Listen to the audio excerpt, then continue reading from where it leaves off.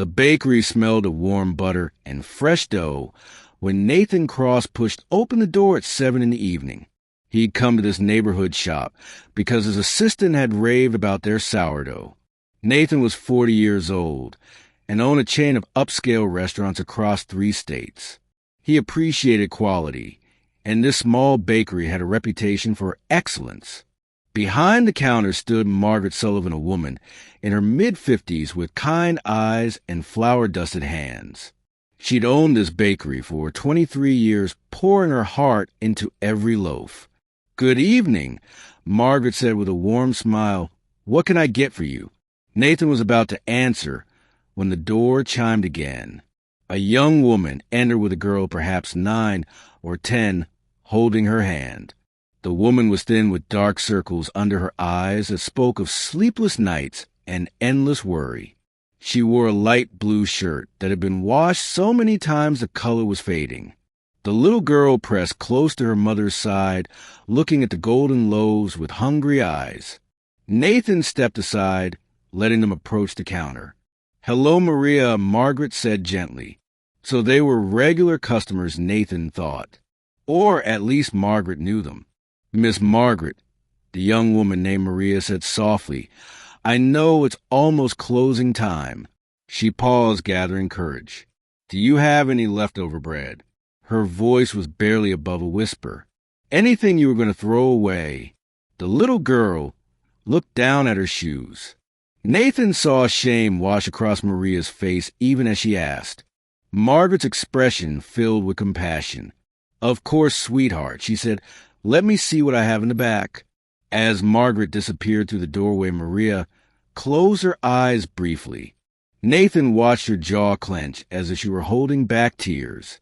The little girl tugged on her mother's shirt. "Mama, it's okay," she whispered. "I'm not that hungry." But the rumble from the child's stomach betrayed her words. Nathan felt something shift inside his chest.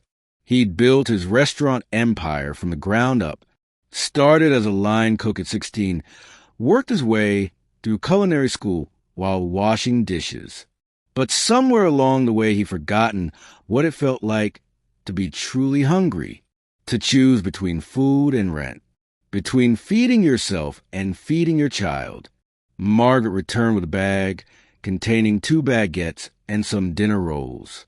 "Here you go," she said, placing them on the counter. "These didn't sell today." Maria reached into her pocket and pulled out a handful of coins. "I have $2.35, she said. "Is that enough?" Margaret smiled gently.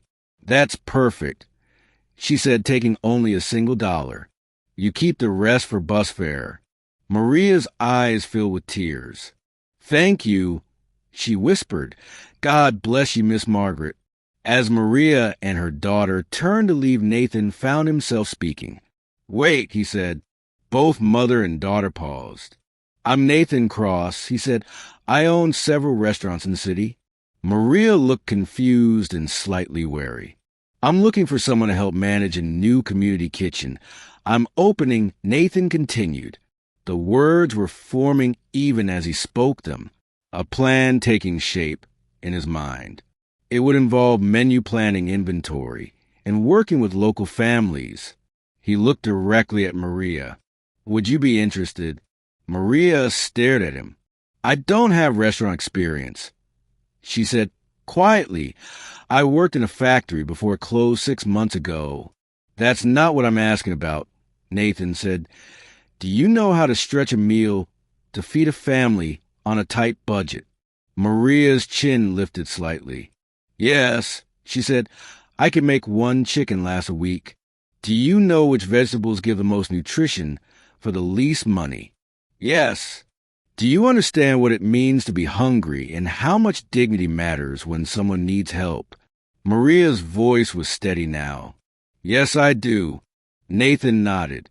"Then you have exactly the experience I need." He pulled out his business card. "Come to this address Monday morning at 9. Bring your daughter if you need to." Maria took the card with trembling hands.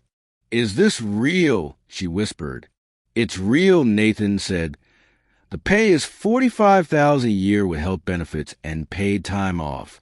Margaret had tears streaming down her face behind the counter. Maria couldn't speak.